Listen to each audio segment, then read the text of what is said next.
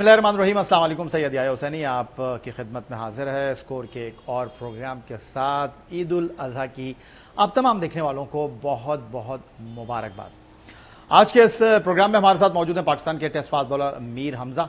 खुशामदीद कहेंगे मीर आपको, और इनको कहते हैं जनाब मीरू।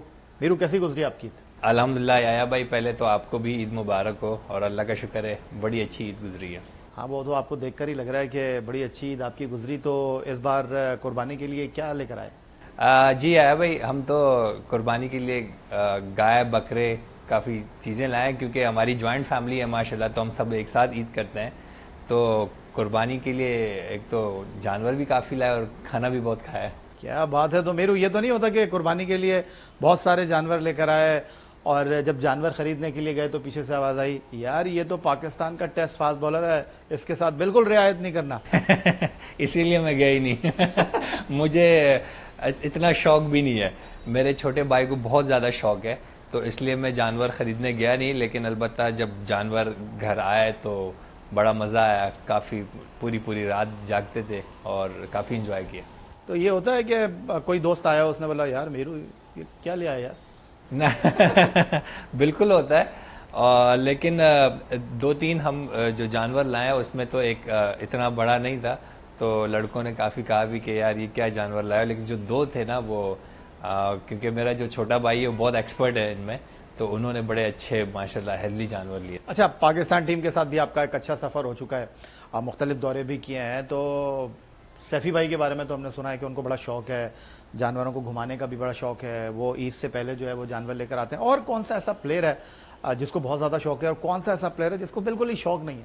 मेरे ख्याल से कराची के जितने भी लड़के हैं, जहाँ तक मुझे पता है, उन सबको जानवरों का बहुत ज़्यादा शौक है, जितने भी कराची के हैं। और हमारी आपस में गपशप भी लगती है। लेकिन खैर सैफ़ी भाई का तो कोई कॉम्पिटिटर है ही नहीं। सैफ़ी भाई तो पूरे साल जानवर पालते हैं। और पाकिस्तान टीम में भी काफ़ी लड़कों को, बाबर को बहुत शौक है जानवर का, और काफ़ी और लड़के हैं जिनको जानवरों का शौक है। लेकिन बहरहाल उनसे मैंने इतनी डीपली पूछा नहीं है कि किस तरह वो जानवर, क्योंकि काफ़ी क्रिकेटर्स ऐसे भी हैं जो पूरे पूरे साल जानवर पालते हैं फिर कुर्बान करते हैं। ऐसा भी होता है। तो ऐसा हुआ है कभी कि कोई प्लेयर टूर पे हो, उसने बोला यार मैंने पैसे जमा करना है यार, मैंने ईद पर जो है जानवर लेना है? मेरे ख्याल से टीम में पैसे जमा करने की ज़रूरत ही नहीं है। क्रिकेट में अल्हम्दुलिल्लाह इतनी इनकम होती है सबकी कि मेरा नहीं ख्याल कोई ये सोचता होगा कि मैंने पैसे जमा करना है। नहीं, तो ऐसे होता है कि खिलाड़ियों को बड़े तोहफे मिलते हैं, जो है घड़ियाँ मिलती हैं, परफ्यूम्स मिलते हैं, ब्रांडेड शूज़ मिलते हैं, गाड़ियों तक मैं जा नहीं रहा, वो कुछ कुछ खिलाड़ियों को गाड़ियाँ मिलती हैं। तो ऐसा भी होता है कि बाहर निकले वाला, यार आपके लिए 2 बकरे लेकर आया था?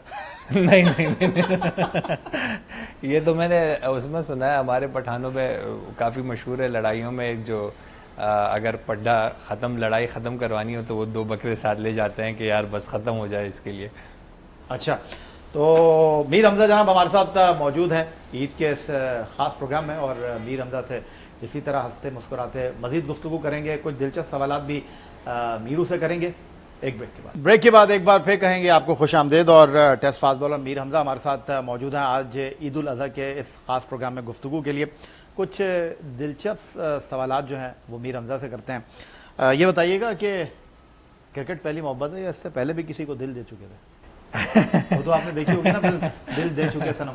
नहीं, क्रिकेट जिस वक्त शुरू की उस वक्त मोहब्बत का पता भी नहीं था। अच्छा। तो क्रिकेट ही पहली मोहब्बत है। मान लो, मान लो। नहीं नहीं, ठीक है।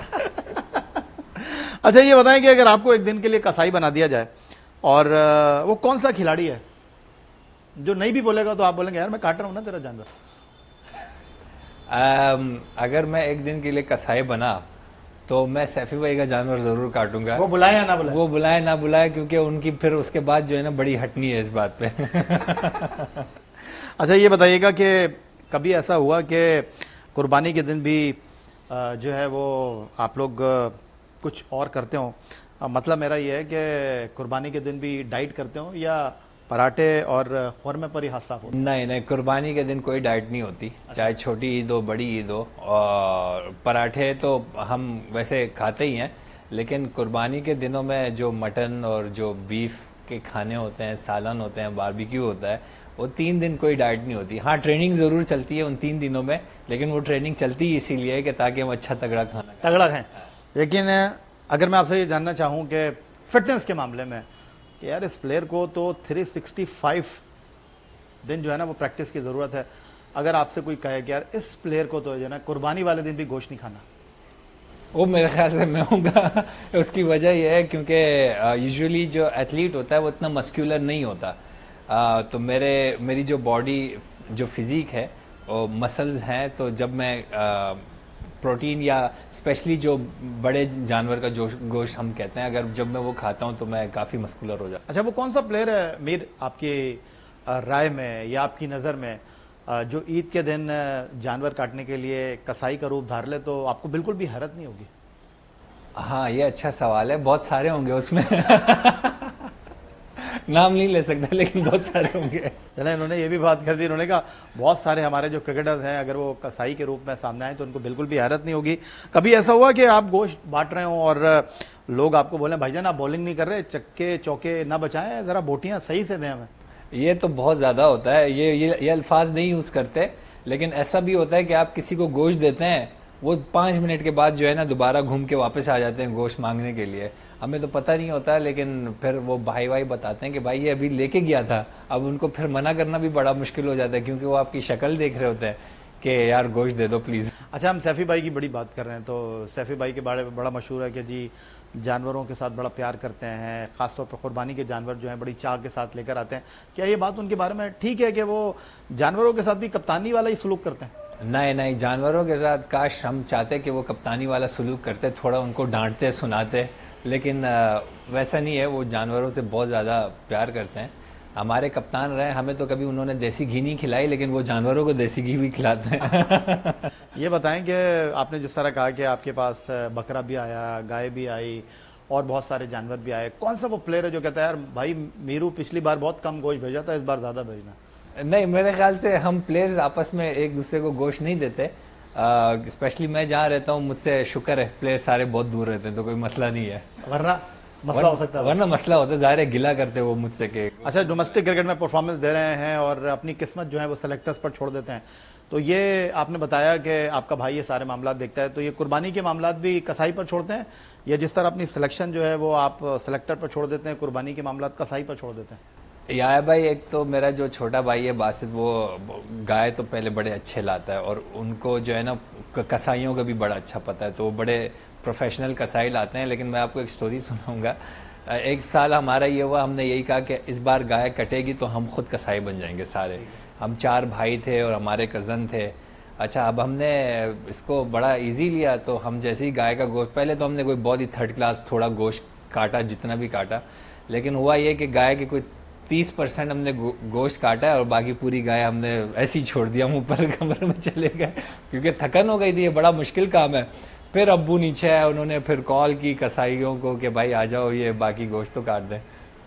अच्छा तो ये आपने डांट पड़ने की बात की अब्बू से कि आपने आधी गाय बनाई आधी छोड़ दी, क्या चीज़ है जिस पर आपको घर में डांट पड़ती है? अभी तो खैर डांट नहीं पड़ती, लेकिन पहले मुझे याद है कि अब्बू जो डांटते थे कि वो लेट घर आने पे बड़ा डांटते थे। बड़ी सख्ती होती थी हमारे घर पर कि लेट घर नहीं आना और सुबह लेट नहीं उठना, इस पे भी बड़ी सख्ती होती थी कि ताकि आपको जो है ना वक्त की पाबंदी हो। और मुझे याद है हम अभी भी जब घर देर से जाते हैं तो दिमाग में कहीं ना कहीं होता है कि यार अब्बू की कॉल ना आ जाए, इससे पहले हम घर पहुंच जाए। क्या बात है, बड़े फर्मा बरदार हैं। अवार्ड मिल रहे हैं, हैंडसम बॉलर का आपको अवार्ड मिल जाए तो सबसे पहले किसका दिल टूटेगा? नहीं बता सकता। कोई हिंट ही दे दें। मेरे ख्याल से नसीम शाह का टूटेगा। ओफ क्या बात है जनाब। टीम में सबसे ज्यादा चीख पुकार करने वाला खिलाड़ी कौन सा है? आमिर जमाल। अच्छा जी, कोई भी हो वजह? कोई भी वजह हो, चीख पुकार जरूर करता अभी है। कराची किंग्स में आपका कैसा एक्सपीरियंस रहा? मेरा तो बड़ी है, मेरा बड़ा अच्छा दोस्त है और मैं तो इस चीख पुकार पे उसको काफ़ी तंग भी करता हूँ। कभी कभी तो बोलता हूँ आजकल बड़े चुप चुप हुए हुए हो, तो फिर वो दोबारा स्टार्ट हो जाता है, लेकिन बहुत अच्छे नेचर का लड़का है वो। बहुत सारे सवालात को आपने वेल लेफ्ट किया, आपने कहा नाम नहीं लूंगा, जवाब नहीं दूंगा। टीम में सुस्त फील्डर कौन है? टीम में सुस्त फील्डर कौन है, इसमें भी नाम नहीं जिसमें विकेट कीपर की तरफ से आवाज आती है, कप्तान की तरफ से आवाज आती है, भाई बॉल आ गई।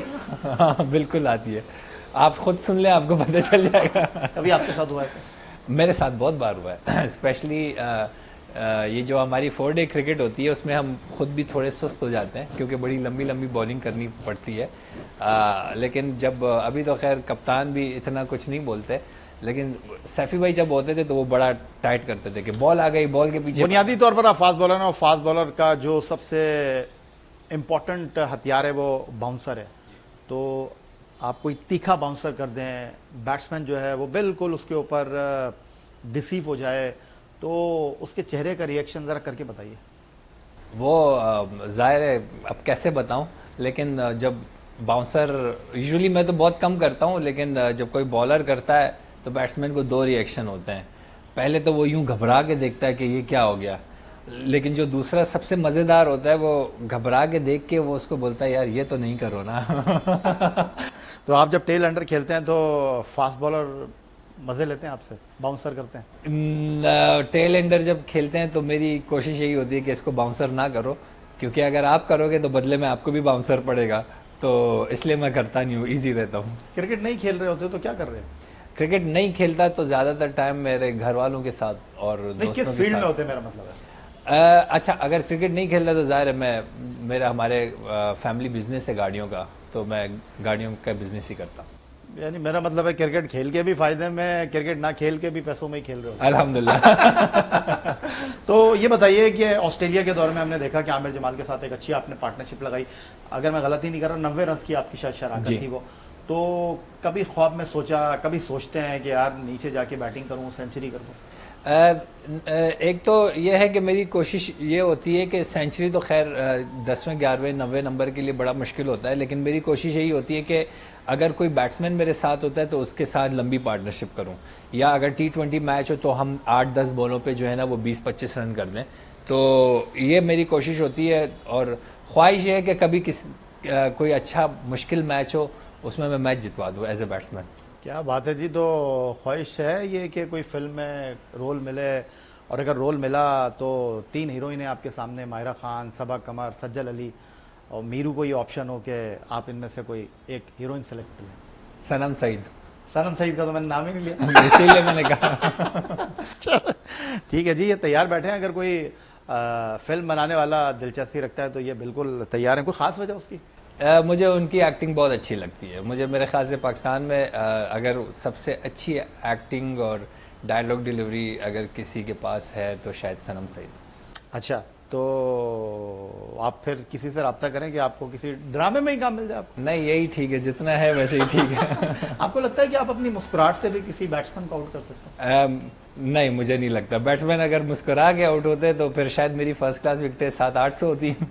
अच्छा, सुपर हीरो का आपको कोई, अगर मैं कहूँ कि पावर मिल जाए, तो उस पावर को बैट्समैन को आउट करने के लिए कहाँ यूज़ करना चाहेंगे?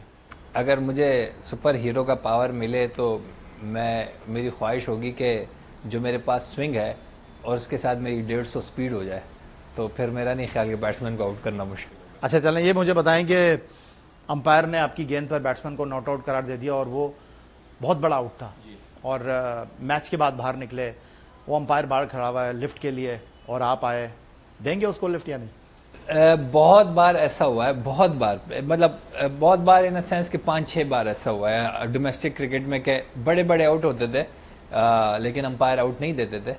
लेकिन मैंने कभी भी इसको पर्सनल नहीं लिया। गुस्सा उस वक्त ज़रूर आता है, उस वक्त जो हीट ऑफ द मोमेंट होता है बहुत गुस्सा आता है, कभी भी पर्सनल नहीं लिया, बल्कि आधे घंटे के बाद 1 घंटे के बाद अंपायर के साथ मुलाकात भी होती है, गपशप भी लगती है। कभी कभी ऐसा भी होता है कि अंपायर रियलाइज़ कर लेता है बाद में वीडियो देख के, तो वो सॉरी भी करता है, लेकिन मैं उनको यही कहता हूँ कि ज़ाहिर है ये तो आप नेकेड आई से देख रहे होते हैं, तो ये चीज़ें होती रहती हैं। तो यानी लिफ्ट देंगे आप? ज़रूर दूंगा। क्या बात है जी। हमारे test fast bowler Mir Hamza Eid ul Azha के इस खास प्रोग्राम में हमारे साथ मौजूद हैं, और गुफ्तगू का ये सिलसिला इसी दिलचस्प अंदाज में छोटे मोटे सवालात के साथ जारी रखेंगे। मिलते हैं ब्रेक के बाद। एक बार फिर कहेंगे आपको खुश आमदीद। Test fast bowler Mir Hamza आज के इस खास प्रोग्राम में हमारे साथ गुफ्तगू के लिए मौजूद हैं।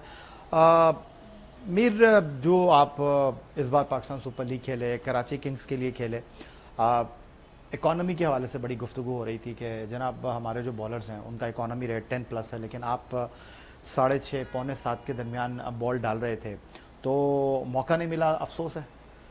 ज़ाहिर है अफसोस तो होता है आया भाई, क्योंकि सब इसी एक चीज़ के लिए, मेन गोल जो होता है उसी के लिए मेहनत करते हैं कि पाकिस्तान को रिप्रेजेंट करें और उसके लिए परफॉर्म करें। और मेरे ख्याल से पीएसएल जो है सबसे बड़ा इवेंट है पाकिस्तान का, और तो मेरी भी इसके लिए मैंने काफ़ी मेहनत भी की हुई थी और परफॉर्म भी किया। अनफॉर्चुनेटली मैं रिकमेंडेशंस में नहीं आया, लेकिन होपफुल हूँ कि इंशाल्लाह आगे काफ़ी सीरीज़ें आ रही हैं इंशाल्लाह।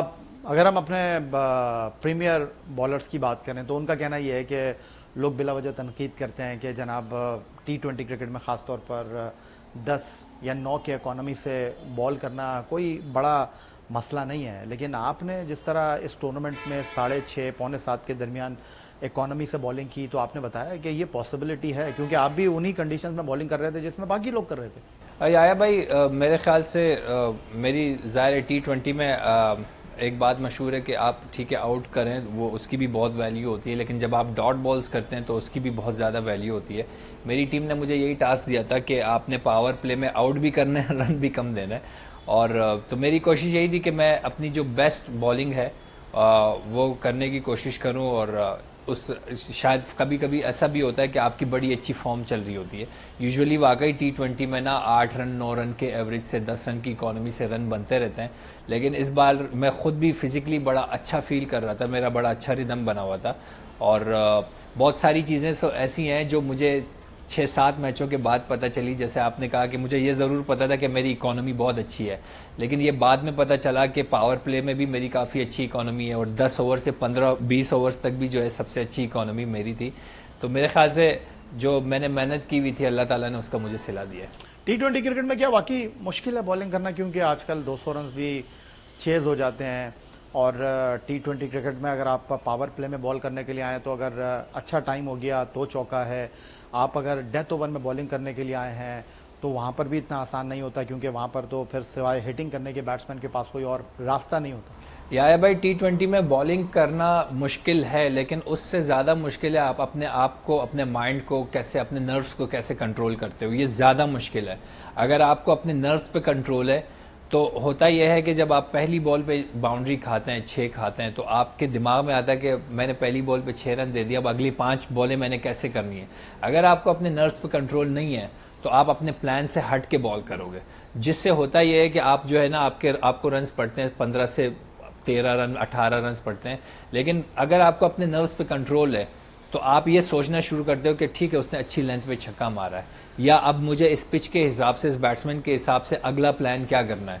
तो ऑटोमेटिकली आपको जो 14-15 रन पढ़ने होते हैं वो सीधा आके जो है ना 9-10 रन पे, बाउंड्री के बावजूद भी 9-10 पे। आजकल फास्ट बॉलर को अगर हम देखें तो एक चीज़ बहुत तवातुर के साथ देखने को मिल रही है कि फास्ट बॉलर का जो असल हथियार है वो उसका बाउंसर है, लेकिन आजकल अगर हम अपने फास्ट बॉलर्स को देखें तो बेशतर फास्ट बॉलर जो हैं एक एक ओवर में 3-3 4-4 स्लो वन कर रहे हैं। आप इसको किस हद तक सही समझते हैं, और आप ये स्लो वन के ऊपर यकीन रखते हैं या नहीं? या भाई पहली बात तो ये, इसमें कोई शक नहीं है कि T20 में बाउंसर जो है बड़ा इम्पैक्ट डालती है, लेकिन हर बॉलर को अपनी स्ट्रेंथ का ज़रूर पता होना चाहिए कि उसकी क्या स्ट्रेंथ है, कि वो बाउंसर उसकी स्ट्रेंथ है, या आगे से स्विंग करना उसकी स्ट्रेंथ है, या इवन स्लो वन करना स्ट्रेंथ है। लेकिन मेरे ख्याल से बॉलर्स को ऐसा तो नहीं होना चाहिए कि 4-4 3-3 बॉलें जो है ना वो स्लो वन करें। हाँ, अगर पिच बहुत ज़्यादा स्लो है और पिच की डिमांड है कि आप जो है वो 3-4 स्लो वंस करें तो, लेकिन ऐसा बहुत कम होता है, ऐसा रियल क्रिकेट में जो है ना बहुत कम होता है, क्योंकि अगर आप लगातार 2 बॉलें एक जैसी करते हैं तो बैट्समैन उसके लिए रेडी हो जाता है, फिर वो आपको हिट करना शुरू कर देता है। इस टूर्नामेंट में जिस तरह मीर हमजा ने देखा कि नईम आए, इस टूर्नामेंट ने देखा कि हसन नवाज़ाना की पाकिस्तान इंटरनेशनल डेब्यू कर चुके थे, फिर कराची किंग्स में जो है मिर्ज़ा साद बेग नंबर 4 पर आपको खेलते हुए दिखाई दिए, ख्वाजा नाफे को इतना खुलकर खेलने का मौका मिला नहीं। तो टैलेंट है पाकिस्तान में, साइम अयूब की वापसी हुई, फ़खर जमान एक बार फिर ओपनर की हैसियत से नज़र आए।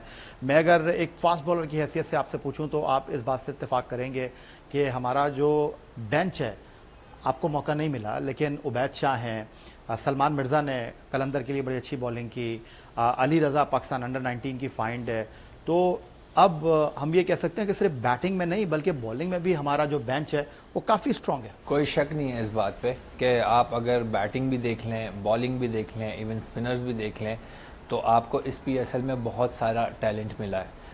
अब हमें ये बात तो अब आपको भी पता है, मुझे भी पता है कि फास्ट बॉलर्स भी मिले हैं, बैट्समैन भी मिले हैं, स्पिनर्स भी मिले हैं। अब उसको यूज़ कैसे करना है वो सबसे मुश्किल काम है कि आप अगर इन प्लेयर्स को अगले 1-2 सालों में प्रॉपर तरीके से यूज़ करते हैं, उनको जूनियर पाकिस्तान खिलाते हैं, उनको कॉन्फिडेंस देते हैं, फिर उनको पाकिस्तान की मेन टीम में लाते हैं और प्रॉपर मौका देते हैं, तो आई एम श्योर कि पाकिस्तान की क्रिकेट अगले 1-2 साल में बहुत ऊपर जाएगी। तो आपको लगता है कि आप T20 क्रिकेट में जिस तरह की आपने परफॉर्मेंस दी है और हमारे जो सिलेक्शन है ख़ासतौर पर PSL की बुनियाद पर ही होता है, तो हम जो बात कर रहे हैं इकॉनमी की और आप जिस तरह की नए बॉल के साथ बॉल डाल रहे हैं, आपको लगता है कि देर या बदेर आपको मौका मिलना चाहिए? जिस तरह की कारकर्दगी का आपने मुजाहरा किया है, एक तरफ हम बेस्ट बॉलर की तरफ जाते हैं, एक तरफ हम स्पीड की तरफ जाते हैं, तो T20 क्रिकेट में इकॉनमी का बड़ा इंपॉर्टेंट रोल है। बिल्कुल ही आया भाई।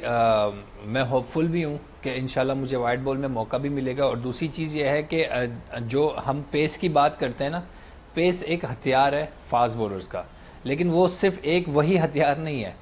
फास्ट बॉलर का एक और हथियार होता है वेरिएशंस, उसके अलावा एक और हथियार होता है स्विंग। अगर किसी के पास स्विंग है और वो बैट्समैन को डिसीव कर रहा है या वेरिएशंस पे डिसीव कर रहा है, तो इसका मतलब यह है कि वो उतना ही इफेक्टिव है जितना एक पेस बॉलर है। और प्लस आपके पास अगर वेरिएशंस होती हैं, स्विंग होता है, तो आप ऑटोमेटिकली देख लें जो बॉलर्स PSL खेल रहे हैं उनकी इकॉनमी बहुत अच्छी होगी। और जिस तरह अल्हम्दुलिल्लाह इस साल मेरी बॉलिंग इकॉनमी रही है, तो T20 में जो आपका मेन रोल होता है एज ए बॉलर कि आप मैच में इम्पैक्ट डालो, चाहे आपके पास स्विंग हो, पेस हो, कुछ भी हो, मेन मकसद यही होता है कि आप इकोनॉमिकल बॉलिंग करो और आप अपनी टीम को विकेट दिलवाओ। लाहौर कलंदर से मैच में आप जब नईम को बॉल करने जा रहे थे तो क्या सोच रहे थे और किस बैट्समैन के बारे में आपने PSL में बॉल डालते हुए बहुत ज़्यादा सोचा, उसको प्लान करके बॉल किया आपने?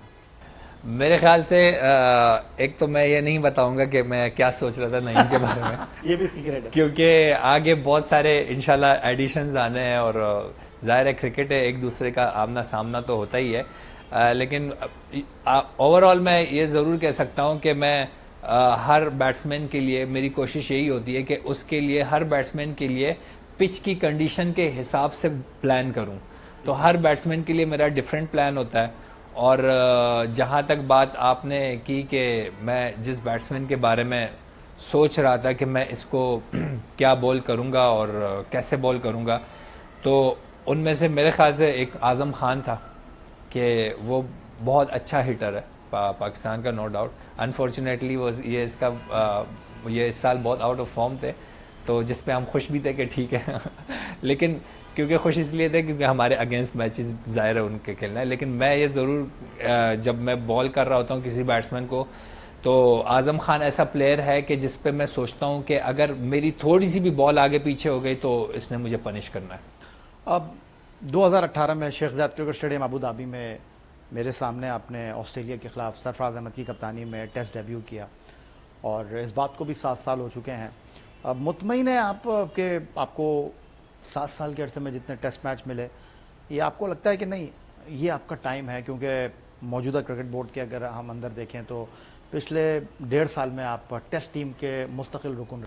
या भाई ये वो सवालात हैं जो मेरे कंट्रोल में नहीं है और मैं बिल्कुल सोचता हूँ जिस तरह आपने सवाल पूछा, मैं भी अपनी लाइफ के हवाले से ये ज़रूर सोचता हूँ कि शायद मुझे ज़्यादा खेलना चाहिए था या शायद मेरे साथ वो हो गया या फिर ये हो गया।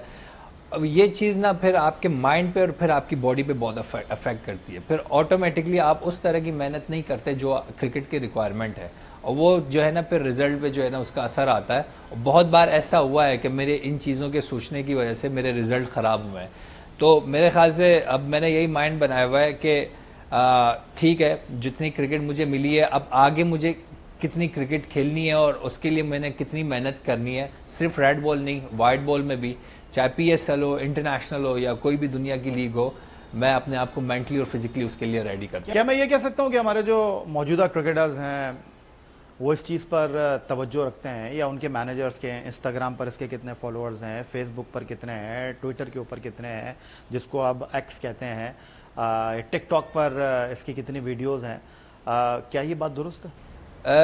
जो इसको अगर मैं यूं समझूं कि कुछ क्रिकेटर्स ऐसे हैं जो इन चीज़ों को बड़ा यूज़ करते हैं, और अनफॉर्चुनेटली हमारे पाकिस्तान में इसका काफ़ी ज़्यादा कल्चर भी है, क्योंकि पब्लिक जो है वो पब्लिक आपके सोशल मीडिया को बहुत ज़्यादा फॉलो भी करती है, और वो वही देखती है कि अगर कोई प्लेयर इसमें टिकटॉक में अच्छा परफॉर्म कर रहा है तो इसका मतलब ये ग्राउंड में भी अच्छा परफॉर्म करेगा।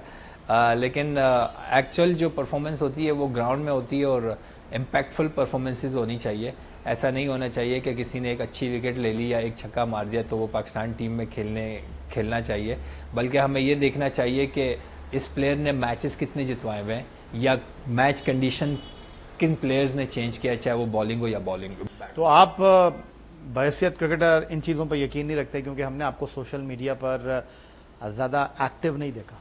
जी बिल्कुल, मैं इन चीज़ों पे इतना यकीन नहीं रखता।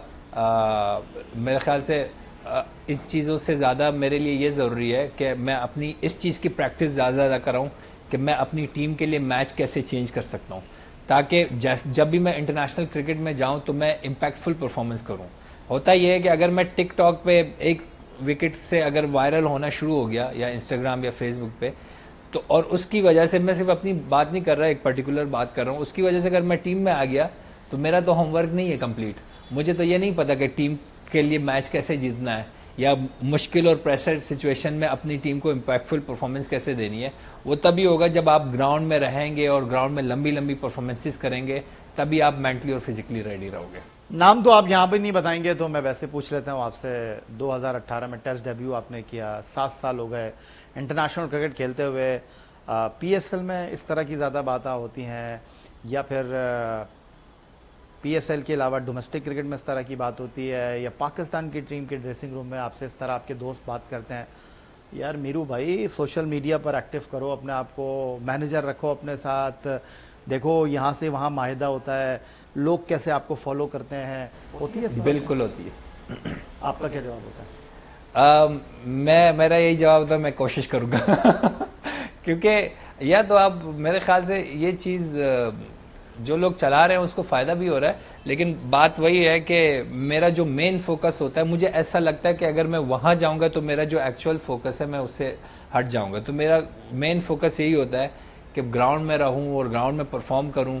चाहे सोशल मीडिया में कोई, अभी रिसेंटली एक वो ट्रेंड भी चली थी कि मीर हमजा साइलेंट परफॉर्मर है, वो एक्चुअली इसीलिए ही होती है क्योंकि आज जब आप सोशल मीडिया पे एक्टिव नहीं होते तो आपका इतना नाम नहीं चलता। लेकिन मैं स्टिल इसी चीज़ पे बिलीव करता हूँ कि ग्राउंड में खेलो, ग्राउंड में परफॉर्म करो। अगर पब्लिक ने शोर मचाना है तो वो खुद ब खुद मचाएंगे। तो पब्लिक ने शोर मचाना है तो वो तो मचाएंगे, सेल्फी भी लेते हैं लोग आपके साथ। कहाँ आपको बहुत ज़्यादा खुशी हुई कि आपसे किसी ने सेल्फी ली हो और आप किसी को बताना चाह रहे हो, और जब किसी ने आपसे कहा कि सर एक सेल्फी हो जाए और वो सेल्फी हुई तो आपको बहुत मज़ा आया? जी काफ़ी बार ऐसा हुआ है। मैं सऊदी अरब गया था, तो यूजुअली वहाँ पे क्रिकेट के इतनी वो नहीं है, लेकिन जब वहाँ लोग मुझे देख, मैं आपसे इत्तेफाक नहीं करता, क्योंकि सऊदी अरब मैं जब उम्रे पे गया तो वहाँ पर जितने लोगों ने मुझसे मेरे साथ तस्वीर खिंचवाई, तो आप ये नहीं कह सकते वहाँ लोग क्रिकेट को। जी शायद ये भी है कि वो क्रिकेट को बहुत फॉलो करते हैं, क्रिकेट लवर्स हैं। तो होता यही था कि मैं कहीं पे स्टोर पे रुकता था या सुपर मार्केट रुकता था, तो जो ही लोकल लोग हमें देखते थे तो बड़ा मतलब आ जाते थे फ़ोटोज़ खींचने के लिए। तो मैं बड़ा सरप्राइज़ हो जाता था कि अच्छा यहाँ भी हमें लोग जानते हैं, और एक तरह से अंदर से खुशी भी होती है कि हम पाकिस्तान के लिए क्रिकेट खेल रहे हैं और पाकिस्तान के बाहर भी हमें लोग जानते हैं और हमारे साथ सेल्फीज़ खिंचवाते हैं। तो मेरे ख्याल से इससे ज़्यादा फ़ख्र की बात और कोई। आपने किसके साथ सेल्फी ली? मैंने आज तक शायद किसी के साथ सेल्फी नहीं ली, मुझे नहीं याद। अच्छा, अगर कभी ट्रैवलिंग करते हुए, कभी कहीं जाते हुए सनम सईद आपको नजर आ जाए तो उनसे तो यकीनन आप सेल्फी लेंगे उनके साथ? नहीं, मैं सनम सईद के साथ तो सेल्फी नहीं लूँगा, सेल्फी की मुझे ज़रूरत नहीं है लेकिन आप उनके साथ ड्रामे में या फिल्म में काम जरूर करना चाहेंगे? नहीं, मुझे एक्टिंग आती नहीं है तो मैं क्या काम करूँगा। ठीक है मीरू, जिस तरह की क्रिकेट हो रही है और जिस तरह के इस वक्त चैलेंजिंग माहौल है, तो टेस्ट क्रिकेट इतनी हमें मिल नहीं रही है, तो अब आपका क्या इरादा है T20 क्रिकेट या वनडे क्रिकेट के उसमें आपको मौका मिले? बिल्कुल याया भाई, रेड बॉल क्रिकेट काफ़ी कम हो गई है, और रेड बॉल के साथ साथ मेरा अब फोकस जो है वो वाइट बॉल क्रिकेट की तरफ भी बहुत ज़्यादा है, और मेरी कोशिश यही है कि जहाँ पे भी मुझे मौका मिले वहाँ परफॉर्म करूँ, क्योंकि आप आगे 1 साल तक पाकिस्तान के अगर टूर्स और मैचेस देखें तो वो पूरे ही तकरीबन वाइट बॉल के ही है, सिवाय एक आध सीरीज़ के। तो मेरे ख्याल से अब मेरी कोशिश यही है कि जिस तरह जैसे PSL भी है वहाँ पे मैंने परफॉर्म किया है, आगे कोई भी वाइट बॉल की सीरीज़ आए उसमें मैं परफॉर्म करूँ कि ताकि मैं पाकिस्तान के लिए जो है वो खेल सकूँ। टीम में सबसे ज़्यादा अच्छा गुनगुनाता कौन है? अब्दुल्ला शफीक। अब्दुल्ला शफीक जी, बिल्कुल। अब्दुल्ला शफीक के साथ हमारी एक नशिस्त हुई थी। राहत फ़तेह अली खान से वो बड़े इंस्पायर हैं और बहुत उनको वो फॉलो भी करते हैं।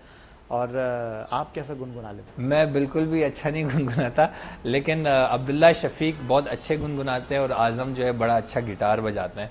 तो कभी कभी ऐसा एक आध मौका आता है कि अब्दुल्ला भी बैठा हो, आज़म भी बैठा हो, तो फिर हम कहते हैं कि यार अब कुछ हो जाए। कौन सा ऐसा प्लेयर है कि जिसको देख के ड्रेसिंग रूम में एक दूसरे को कन अखियों से खिलाड़ी देख रहे होते हैं, कहते हैं यार इसने यहाँ भी अदाकारी शुरू कर दी? कौन प्लेयर या कौन कौन प्लेयर? उसमें कौन कौन आएगा, कौन खाली नहीं काफी आएगा। है काफी है जी। अच्छा, हाँ जी। तो वो अदाकारी का मयार क्या होता है? अच्छा मयार होता है। अच्छा मयार वो एक्टिंग कर सकते हैं। तो कभी ऐसा हुआ है कि पिच को देखकर अदाकारी शुरू कर दी कि नहीं मेरी मसल खिंच गया है, मैं इधर खेल नहीं पाऊंगा? ऐसा भी होता है। ऐसा भी होता है? भी होता है। कभी आपने किया? नहीं, मैंने कभी नहीं किया। क्या कहना चाहेंगे ईद उल अज़हा के इस ख़ास मौके पर? मीर हमज़ा, आपका बहुत शुक्रिया कि आपने हमें ज्वाइन किया। इस कैमरे की आंख पर अपने चाहने वालों को कोई मैसेज देना चाहेंगे? Thank you. बस आप सबकी मोहब्बत का और आप सबको ईद उल अज़हा बहुत बहुत मुबारक हो। अपनों के साथ खूब ईद को एंजॉय करें और अच्छा खाना खाएं, लेकिन खाने के साथ साथ जो है ना वो वर्जिश लाजमी करें। बहुत शुक्रिया आपका। मीर हमज़ा, पाकिस्तान के टेस्ट फास्ट बॉलर की गुफ्तगू आपने सुनी, और जिस तरह ग्राउंड में ये बल्लेबाजों को बाउंसर करते हैं, आज भी इन्होंने जो है वो आगे ही रखा बॉल, लेकिन बैट्समैन का, साथी खिलाड़ी का इन्होंने नाम एक्सपोज नहीं किया। इस पर कहेंगे वेल डन मीर हमज़ा आपका। Thank you very much. यही आज का हमारा प्रोग्राम था। एक्स अकाउंट पर आप हमें फॉलो कर सकते हैं, ईमेल कर सकते हैं, अपनी राय से आगाह कर सकते हैं score@jio.tv पर। इस दुआ इस उम्मीद इस तवक्को के साथ कि पाकिस्तान में खेलो खिलाड़ी तरक्की करते रहे। सैयद यार हुसैनी को स्कोर की पूरी टीम के साथ अगले प्रोग्राम तक के लिए इजाजत दीजिए। अल्लाह हाफिज। ईद उल अज़हा बहुत बहुत मुबारक। पाकिस्तान जिंदाबाद।